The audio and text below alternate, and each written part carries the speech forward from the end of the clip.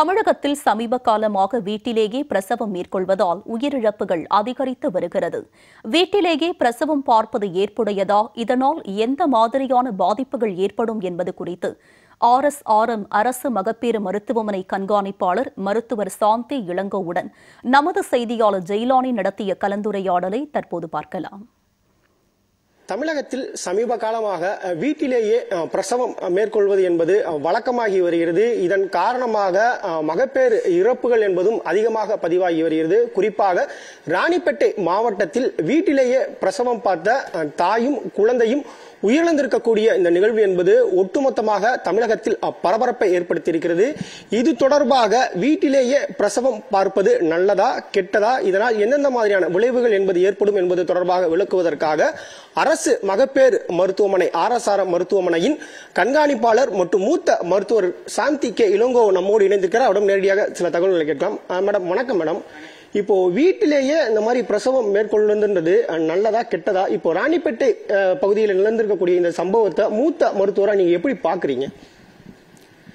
ஒரு தாய் பிரசவத்தினால உயிர் இழக்கிற இந்த ஒரு கொடூரமான செயல், அதாவது ஒரு கொடுமையான சம்பவம், ஒரு நிகழ்வு நடக்கக்கூடாது அப்படிங்கிறது எங்களோட ஒட்டுமொத்த மருத்துவ குழுவோட முக்கியமான குறிக்கோள். இன்றைய தேதி என்னன்னா, தாய் சேய் இறப்பு விகிதத்தை குறைக்கணும் அப்படிங்கிறது தான். இதுக்காக நாங்கள் பல விதமான முயற்சிகள் என்னென்னலாம் பண்ணால் இதை நம்ம குறைக்க முடியும்னு ஒரு தீவிர குழு அமைச்சு நம்ம விசாரிச்சுட்டு இருக்கு. நாங்கள் செயல்பட்டு இருக்க இந்த தருணத்தில் எதுக்காக இதை மாதிரி வீட்டில் இது மாதிரி ஒரு டெலிவரி பண்ணி இந்த நிகழ்வு, இந்த மரணம் அப்படிங்கிறது ரொம்ப மனசை உழுக்கும் ஒரு நிகழ்வாக எங்களுக்கு தோணுது. ரொம்ப வருத்தமாக இருக்கிறது. வீட்டில் பிரசவம் பார்க்கறதுனால எந்தெந்த மாதிரியான பாதிப்புகள்லாம் அந்த பெண்களுக்கு ஏற்படுறதுக்கான வாய்ப்புகள் இருக்கு? இறப்புகள் எதுவும் அதிகரிக்கிறதுக்கான வாய்ப்புகள் இருக்கா? இந்த அரசு RSRM மருத்துவமனை பாத்தீங்கன்னா வடசென்னையில அமைஞ்சிருக்கு. இங்க சுமார் மாதத்துக்கு 1000 டெலிவரி பண்றோம்.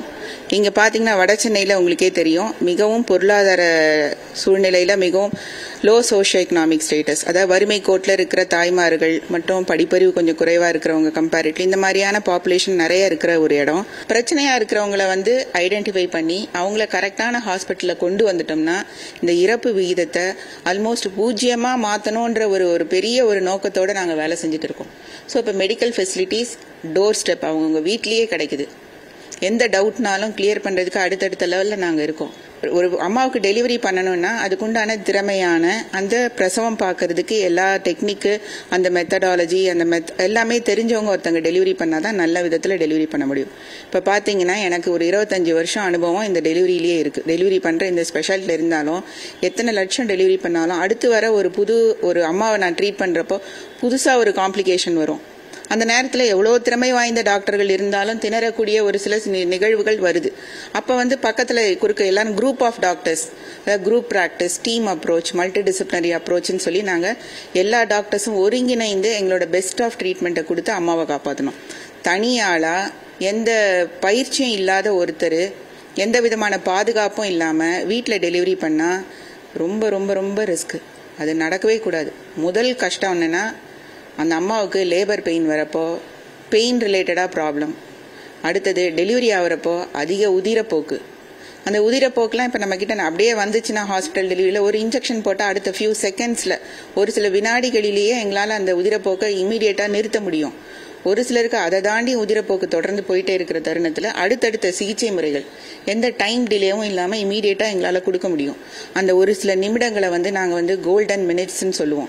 கோல்டன் மினிட்ஸ்னு என்ன சொல்கிறேன்னா, அந்த அம்மாவோட உயிரை காப்பாற்றுறதுக்கு அந்த ஒரு சில நொடிகளையோ அந்த ஒரு சில நிமிஷங்களையோ நம்ம சரியான முறையில் பயன்படுத்தினோம்னா அந்த உயிரை காப்பாற்ற முடியும்.